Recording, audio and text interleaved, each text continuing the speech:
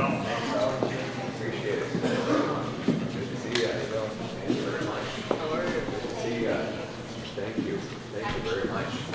All right. So, good afternoon. My name's Peter Dawson. I'm the legal counsel for the Carpenters Union in Atlantic Canada. And my old man's the president of Local 1386, and we're happy to have Melissa Young and Pierre Poilievre here today. I'm going to read you a letter that my father prepared for this event. It says, the United Brotherhood of Carpenters, Local 1386, representing carpenters, millwrights, and allied workers across New Brunswick, are proud that Pierre Poilievre is here today. Melissa Young is a long-standing member and the pride of Local 1386.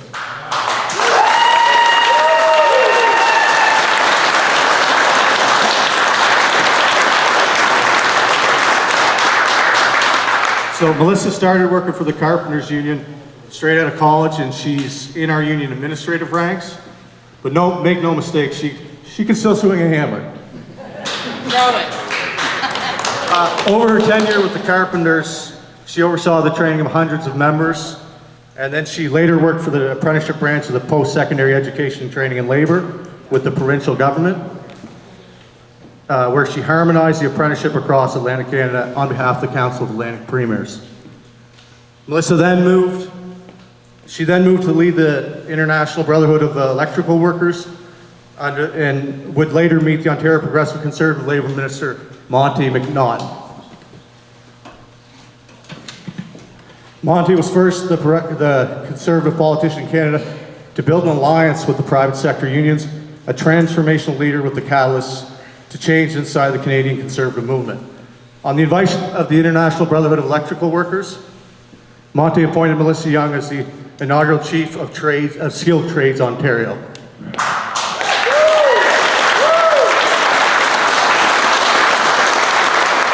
Melissa traveled back and forth from Ontario to here. She's from here, she's from St. John, she's one of us.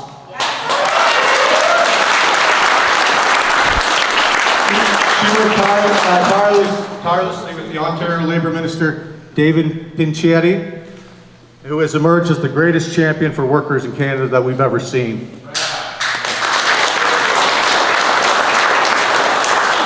She returned to St. John to help campaign with Pierre Poilievre and help him get elected.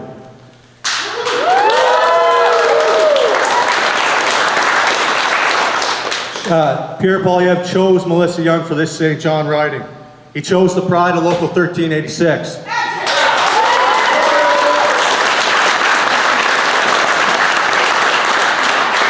Pierre chose the champion of skilled workers across New Brunswick. Pierre chose to put workers first for a change here in Canada.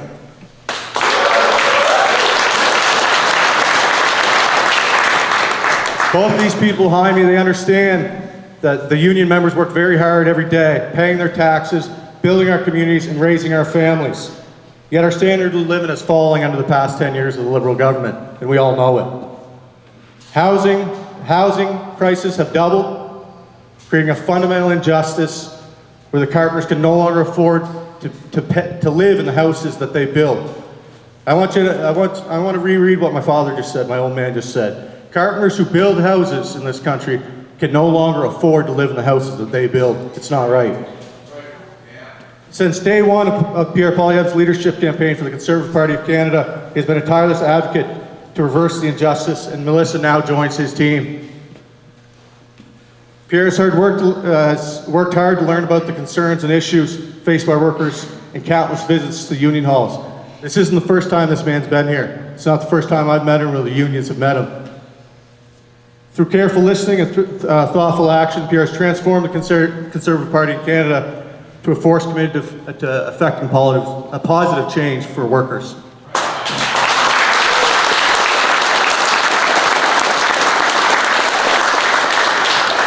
This is not your father's Conservative Party. Pierre announced last year in September that he would not introduce any anti-union legislation if he becomes Prime Minister.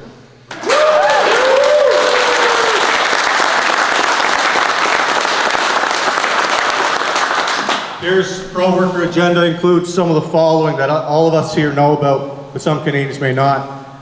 He's going to expand the the Federal Union Training and Innovation Program. That's what we call UTIP. It's going to help us build this building, expand it, and make us get more members working in the trade.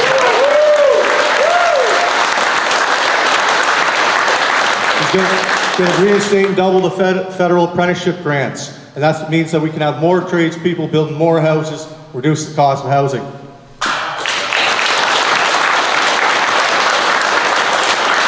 He's going to create a rapid system for EI payout. As everyone here in this room knows, if you go on EI because you don't have work, it can sometimes take months to get a paycheck. And he's going to try and fix that for us.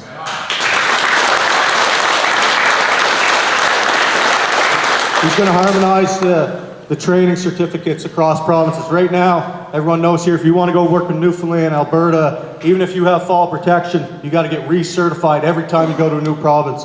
It makes no sense, and he's going to try and fix that for us.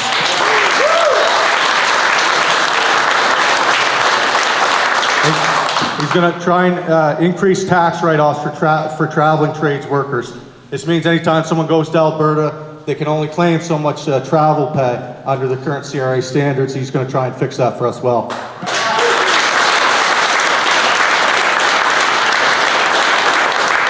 Our mission as the local 1386, the Carpenters Union, is to stand strong for our membership and ensure that we get skilled workers out to contractors that can work safe.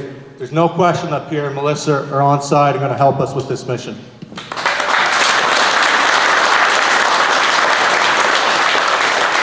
Local 1386 has boots on the ground in every town in New Brunswick. And we're going to work hard to get Melissa elected here in St. John, Kennebecasis.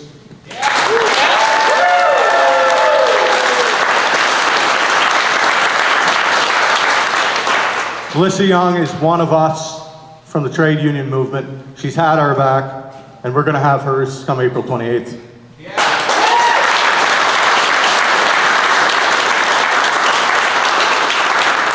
So now I'm going to turn it over to the main event. I think you guys all came to see someone else, not me necessarily. So I'll turn it over and please welcome the leader of the Conservative Party, who will put workers of Local 1386 first for a change, Pierre Poilievre.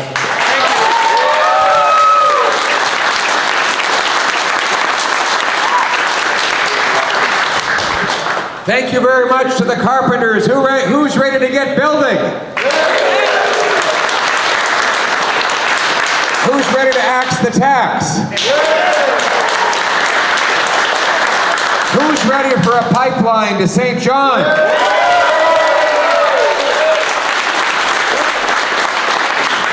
Who wants to keep 15% more of your paycheck with a nice income tax cut?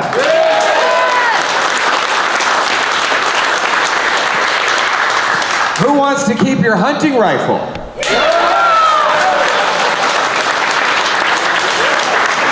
And who wants to put Canada first for a change? Thank you very much to Local 1386, the people who literally build this province and are part of a national movement of workers who literally build this country. My mission is to make Canada work for the people who do the work. You are those people. But as you've just heard, after the lost Liberal decade, the people who build our homes cannot even afford to live in them. Housing costs have literally doubled, going up faster in Canada than in any other G7 country. As Liberal taxes and bureaucracy block builders, now in some jurisdictions in Canada, 60% of the cost of a new home goes to taxes and bureaucracy. In other words, more money for a new home today in Canada goes to bureaucrats in offices than goes to the carpenters, electricians, and plumbers who actually build the homes. And to add insult to injury, those same carpenters can't afford to buy the home. Furthermore, our paychecks are blocked because Liberals have killed resource projects, including Energy East, which would have gone right over here to the refinery, which you can see. You can hit a golf ball and hit it. Imagine the thousands of refinery workers that would be employed there, then spending money in our local economy that would result in you building more stuff. Imagine the billions of dollars, and none of it would have relied on the Americans. because of course this was a project designed to get our energy overseas, going east rather than going south. But that of course was killed by the Liberals as well. And they attack working class people. They want to ban your hunting rifle, ban your pickup truck, tax your energy, and block you from building things. But the good news is that Canadians have a choice. They don't, after the lost Liberal decade of rising costs and crime and an economy falling under the thumb of the Americans, they don't have to vote for a fourth Liberal term. Instead, they can vote for a new Conservative government that will put Canada first for a change.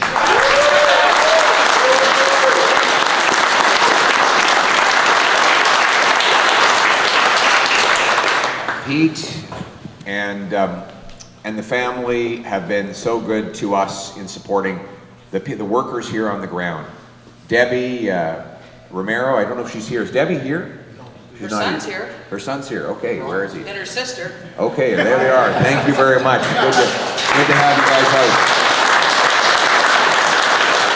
Pete and Jimmy and the entire team have worked so hard to fight for all of you, fight for good wages, to grieve when your employers treat you wrong, or to give the best training in the world that will launch our future tradespeople into incredible jobs. And I want to build on that success. And that's why we have here the future Member of Parliament for St. John, Melissa Young. Give it up for Melissa.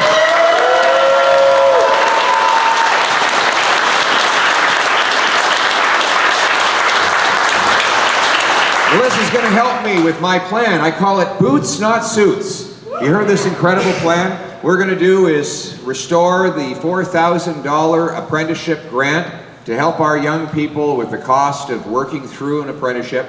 We're also going to massively expand the UTIP program, making it 10 times bigger than it is right now.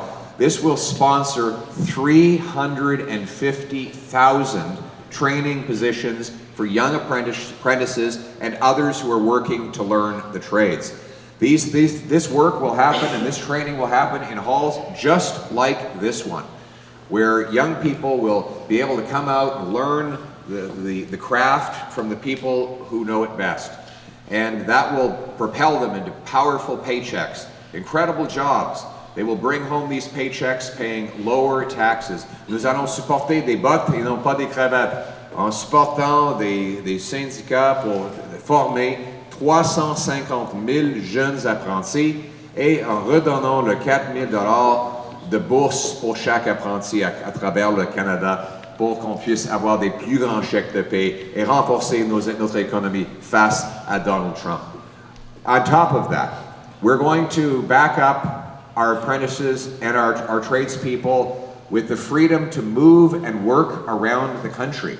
Right now, it's very hard for people to move from one province to the other for a short-term position because you then have to redo the entire health and safety.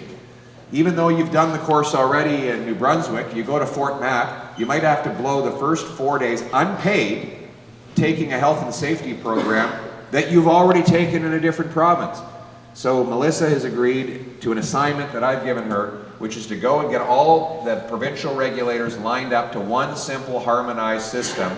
So once you have your health and safety in New Brunswick, you have it for the whole country. You can move around and get to work.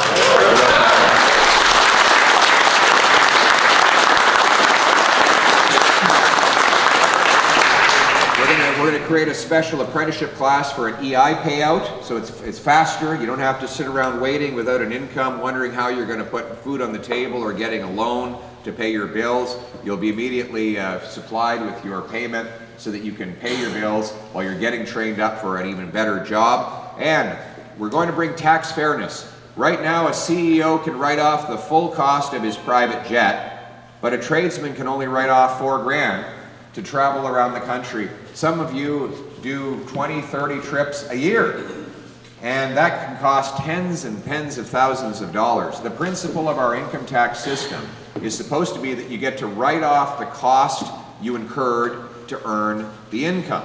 It's not really income if you have to spend money, if you're spending it just to get the income in your pocket. Businesses write off what it costs them to make stuff, but you only get $4,000. That's why I've announced that I will be passing the Tax Fairness for Traveling Trades Workers Act, which will let you write off the full cost of food, transportation, and accommodation necessary.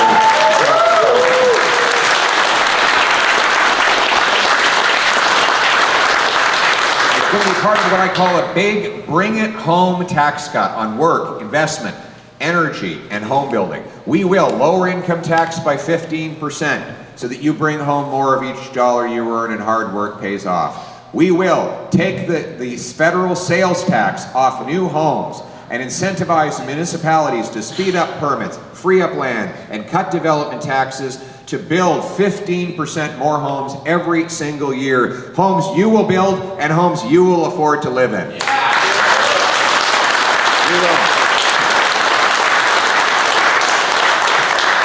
We will get rid of the carbon tax, and I mean the entire carbon tax.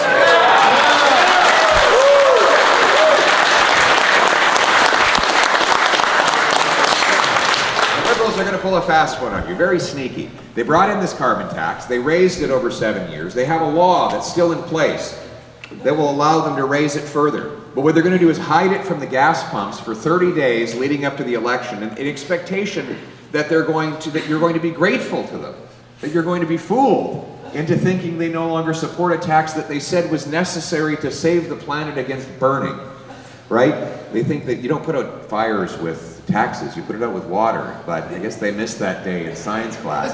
But not only that, but Mr. Carney says he wants to raise the industrial carbon tax, which would target, for example, the refinery right over here. How is the refinery going to stay open when its competitors in the States have zero carbon tax? And in Canada, the company is paying $1 billion a year to the federal government. It'll mean that jobs and income leave our country for the United States, making us even more dependent on Donald Trump. Both Trump and Carney want to tax Canadian industry. Trump with tariffs, Carney with carbon taxes. I want neither. I will axe the carbon tax for everyone, for everything, for good, for real, for a change.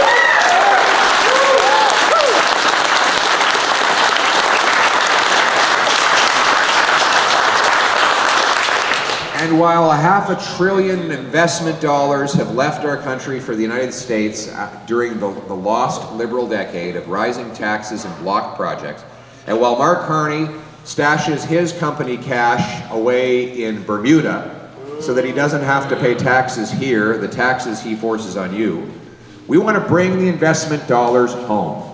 And so I have announced that under a Canada First Conservative government, there will be no capital gains tax if you reinvest the money here in Canada.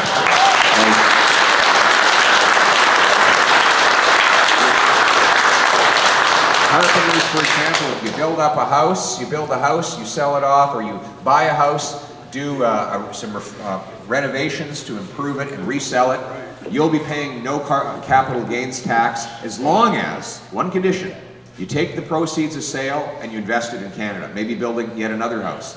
So you can't send it to the States, you can't send it to Bermuda. If you do that, you pay a tax.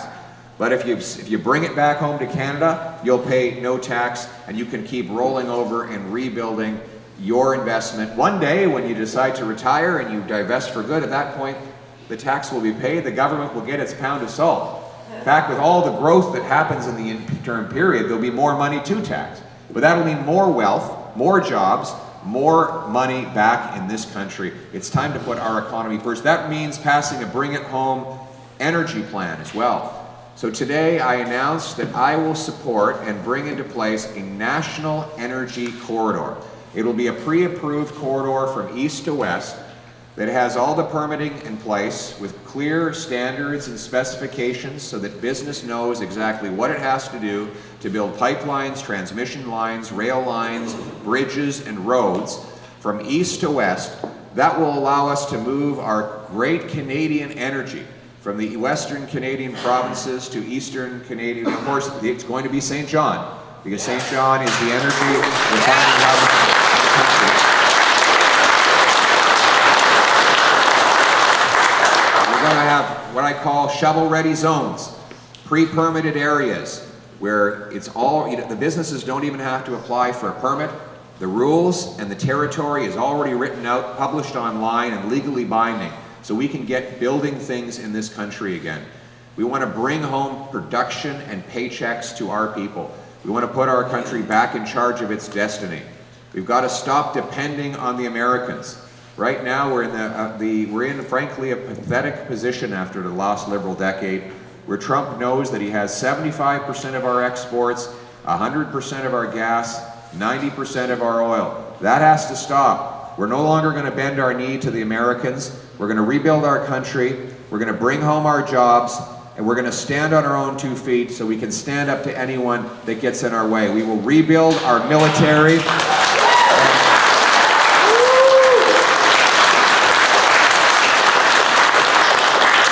Military that will be rearmed, rebuilt, resupplied, and recruiting the best members in the world. They will be driven by a warrior culture, not a woke culture.